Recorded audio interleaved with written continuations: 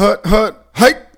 Hello again, my fellow Bears fans. Your boy Roy for Chicago Football Talk. And again, welcome to the new Chicago Football Talk YouTube channel. If you haven't had a chance to subscribe to this channel, this is the one you want to subscribe to.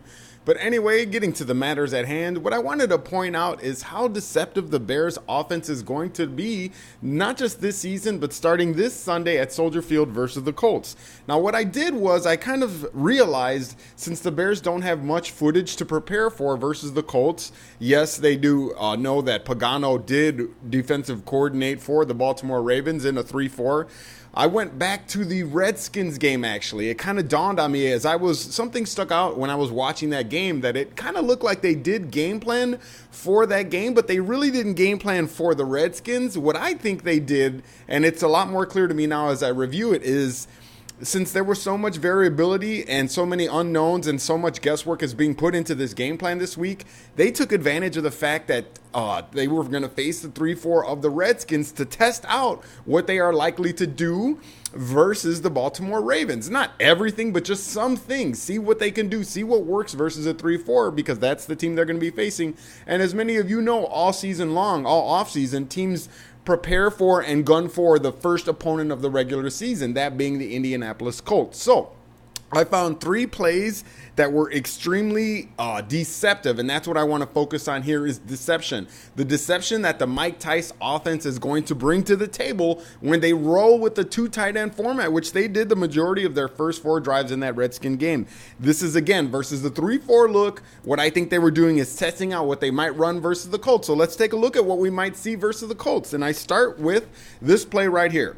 I want you to take a look at this formation. It's an excellent formation. What we see is we have Brandon Marshall and Devin Hester lined up on the wide side of the field. Then we have 2 tight ends, with the F tight end being in the backfield in the I formation and the Y tight end on the near side.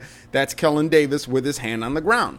Now, this play screams near side run. To the defense, it looks as if the Bears are lined up with the wide receivers opposite of the tight end in order to clear the way for the running back to run toward the near side of the field.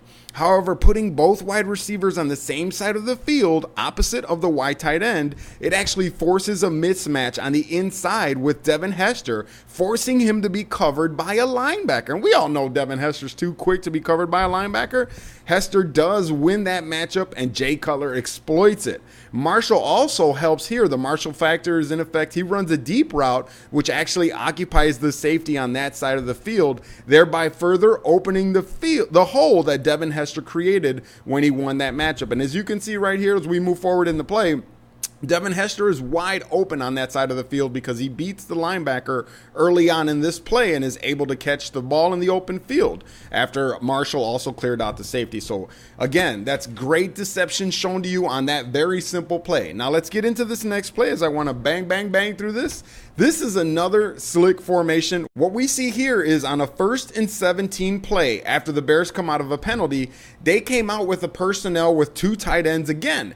And what that does is on 1st and 17, you can see here that they're aligned in a 5 wide receiver alignment, but there's no nickel back on the field for the Redskins. When you stay in the huddle for a while with 2 tight ends, that doesn't give them any opportunity to the defense to bring in the nickel package. So they're stuck basically having to cover 5 wide receivers with their normal base defense here. And that's where you see linebackers covering some of these wide receivers. Now, granted, 2 of the wide receivers are a tight end. You see they use Kyle Adams, who's the tight end who's now replaced by Evan Rodriguez, Kellen Davis, and then Matt Forte as 3 of the wide receivers to give them a total of 5 wide receivers on this play. Now, this play actually goes nowhere because the pocket got collapsed. I mean, it still got positive yards as Cutler was able to scramble for a little bit here, but what this play does show you is that they're the type of deception that the Bears are capable of running. When they can go 5 wide receivers just out of a 2 tight end set, it forces them to not bring in their nickel, and they can go for a pass when they get a penalty like this to try to recover from a mistake that's made early on in the down. So let's move along to this 3rd play. Now, this 3rd play might be the slickest formation of all, and it led to a touchdown. Let's get a look at it, okay? What I want you to see here is how this formation leads to the deception. Brandon Marshall is lined up on the wide side of the field with one safety rolled to his side. Now this is already in the red zone, but the real magic happens on the near side of the field. There we find Alshon Jeffrey is lined up tight to the offensive line. Matt Spaeth is lined up on the line of scrimmage with Kellen Davis and Alshon Jeffrey flanking him tight, both of them off the line of scrimmage. Both of these wide tight ends, you'll notice, Davis and Spaeth, are actually upright without their hand being on the ground. The resulting pass look is somewhat of a funky two tight end trips formation to the near side of the field. All of this ends up creating doubt, distraction, and confusion for the safety who initially lined up in the box, but starts to backpedal after he starts thinking pass. He doesn't even know what to think. He's just confused, but he starts thinking pass. Trips on the right, if you will. The Bears, however, have something else in store. They end up giving the ball to Bush on an inside run, and the safety who was thinking pass, the guy who started backpedaling early on in the before the snap, he's late to react to the play. He eventually gets lost in the wash due to the tight alignment of Jeffrey, Davis, and Spaeth, that trips alignment.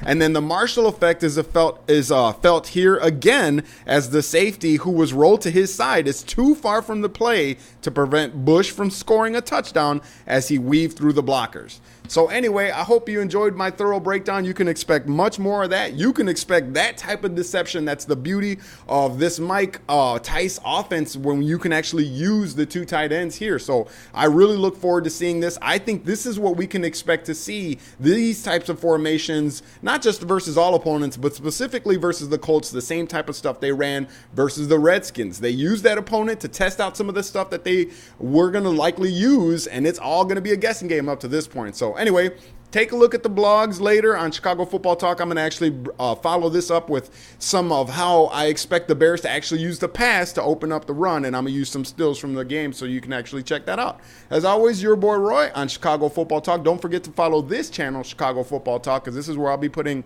this video and all the rest. Your boy Roy, peace, and I'm out.